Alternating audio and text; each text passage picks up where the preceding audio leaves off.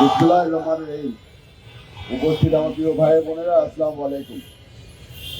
আজকে আপনাদের থেকে একটু সময় বেশি নিব, আপনারা ক্ষমা করে দিবেন। কিছু কিছু জিনিস সামনে এসে পড়েছে গত কয়েকদিন ধরে, এগুলা অ্যাড্রেস করা খুবই জরুরি আমি মনে করি। যদি আমার কথাবার্তার মধ্যে আপনাদের কোনো কিছু পছন্দ না হয়, আমাদের ক্ষমা করে দিবেন।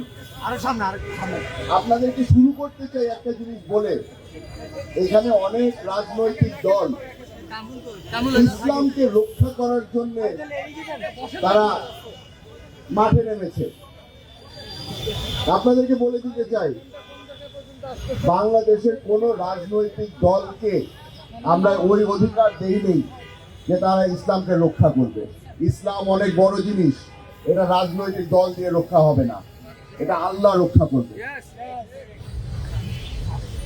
আপনাদের কাছে আজকে কিছু তিতা কথা বলবো, যেগুলা বলাটা জরুরি হয়ে গেছে। এই শাপলা চত্বর ঘটনার সময় যখন শত শত মুসল্লিদেরকে হত্যা করা হলো, তখন কেউ আওয়াজ তুললো না। সবাই ভয়ে বাড়ি চলে গেল, চিন্তা করে যে নিজের জান তো বাঁচাতে হবে। আমরা এখানে যখন গণজাগরণ মঞ্চ শুরু হলো, তখন লক্ষ লক্ষ মানুষ চলে আসলো, বিরিয়ানির প্যাকেট হাতে নিয়ে ঘুরে বেড়াচ্ছিল। আমার তো আর আসার সুযোগ হয়নি, আমি টিভির পর্দায় দেখেছি। বারবার স্লোগান দিচ্ছিল, ফাঁসি ফাঁসি ফাঁসি চাই। গত কয়েকদিন ধরে ইন্টারনেটের মাধ্যমে, ইউটিউবে, ফেসবুকে আমিও অনেক জায়গায় শুনছি, বারবার করে ফাঁসি চাওয়া হচ্ছে। একজন বলল ইমরানের সরকারের ফাঁসি দিতে হবে, একজনে বলল এই লাকি আক্তারের ফাঁসি দিতে হবে। ভাইয়েরা আমার, আমাকে ক্ষমা করে দিবেন, কিন্তু আমি এটার পক্ষে না। এখানে আপনারা বিচার চাইতে পারেন, আপনারা ফাঁসি চাইতে পারবেন না। আপনারা যদি এখানে দাঁড়িয়ে ফাঁসি চান, তাহলে আমাদের আর তাদের মধ্যে পার্থক্যটা কি হলো? আমরা ন্যায় বিচার চেয়েছি। আজকে একটা ছোট শিশু মারা গেল, আমি সেখানেও বলবো যে আমরা তার জন্য ন্যায় বিচার চাই। আমরা চাই যে যারা যারা এই ক্রাইমের সাথে জড়িত ছিল, তাদেরকে কোর্টে পেশ করা হবে, তাদেরকে প্রতিটা সুযোগ দেওয়া হবে যে তাদের যেন ডিফেন্স লয়ার থাকে। এই সব সুযোগ কিন্তু আমাদেরকে দেওয়া হয়নি, আমাদেরকে বঞ্চিত করা হয়েছিল। বারবার প্রতিটা রাস্তায় আমাদেরকে আটক করা হয়েছিল। আমরা লয়ার দিতে পারবো না, আমরা সাক্ষী দিতে পারবো না, কিছুই দিতে পারবো না, কারণ তখন মব রুল কায়েম করা হয়েছিল। এইখানে দাঁড়িয়ে যেই সিদ্ধান্ত নেওয়া হবে, সেটাই হয়ে যাবে রাষ্ট্রর সিদ্ধান্ত।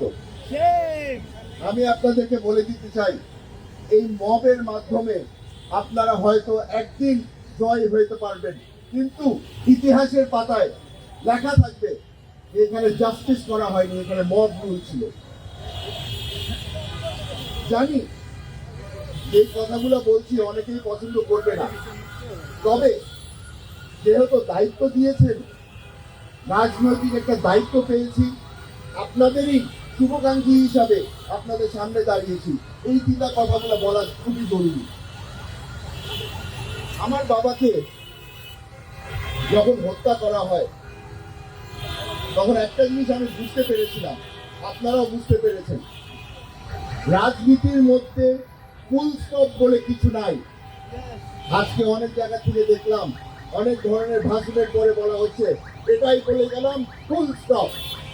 রাজনীতিতে ফুল স্টপ বলে কিছু নাই। সালাউদ্দিন কাদের চৌধুরীকে যেদিন হত্যা করা হলো, শেখ হাসিনা মনে করেছিল সালাউদ্দিন কাদের চৌধুরীর রাজনীতিতে আজকে হয়ে গেল ফুল স্টপ। 2025 সাল চলছে, সালাউদ্দিন কাদের চৌধুরীর রাজনীতিকে আমি এগিয়ে নিয়ে যাচ্ছি। ফুল স্টপের পরে আমি এসেছি, ফুল স্টপের পরে আপনারা এসেছেন আজকে বিচার চাওয়ার জন্য।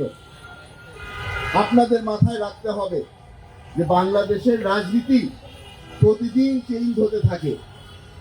আপনাদের সচেতন হতে হবে, আপনাদের মাথায় রাখতে হবে যে আজকে যারা আপনার বন্ধু, কালকে হয়তো তারা আপনার বন্ধু থাকবে না। সবাই নিজেদের রাজনৈতিক ফায়দা নিতে চায়। এখানে যখন গণজাগরণ মঞ্চ হয়েছিল তখন কত মানুষ ছিল, বলেছিল এই গণজাগরণ মঞ্চকে আমরা সমর্থন দিই। আজকে তারা কোথায়? নেট গুটিয়ে পালিয়ে গেছে। তারা এখন আর ইমরান এই সরকারকে চিনে না, তারা আর লাকি আক্তারকে চিনে না, তারা শেখ হাসিনাকেও চিনে না।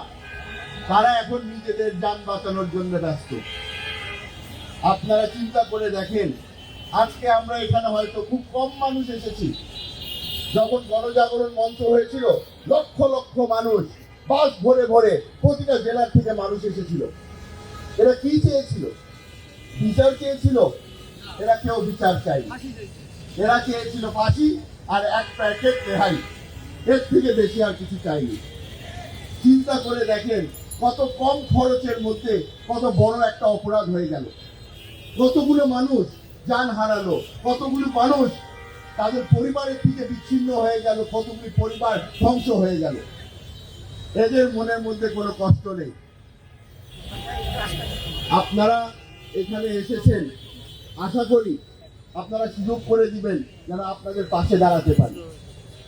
এখানে কিছু কিছু সিদ্ধান্ত অনেক বড় বড় নেতারা নিচ্ছে, যারা অনেক ধরনের নাম, অনেক ধরনের পরিচয় দিয়ে আপনাদের সামনে আসছে।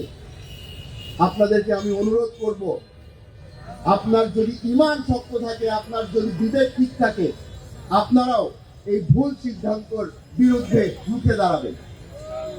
আমরা এখানে সকলেই মানুষ, সকলের মধ্যে ঈমান আছে। আশা করি এটাকে আপনারা কাজে লাগাবেন। মবের মধ্যে সবচেয়ে বড় দোষ হচ্ছে গিয়ে কেউ যদি কোনো একটা পপুলার কথা বলে ফেলে, যেটা আওয়াজ খুব সুন্দর লাগে, আমরা তার পিছনে ছুটে যাই। আপনারা আজকে আমার পরিচয় দিলেন আমার বাবার ওই স্লোগান ধরে। অনেকেই আমাকে বলছে যে আমি রাজনীতি করছি ধর্ম নিয়ে। ভাইরা আমার, আশা করি আপনারা বুঝতে পারবেন যে আমি এই স্লোগান রাজনৈতিক কারণে দেই না। আমি এই স্লোগান দিই আমার বাবাকে স্মরণ করি। আমি এই স্লোগান দিই আমার ঈমানের পরিচয় দেওয়ার জন্য। আশা করি আপনারা আমাকে ভুল বুঝবেন না।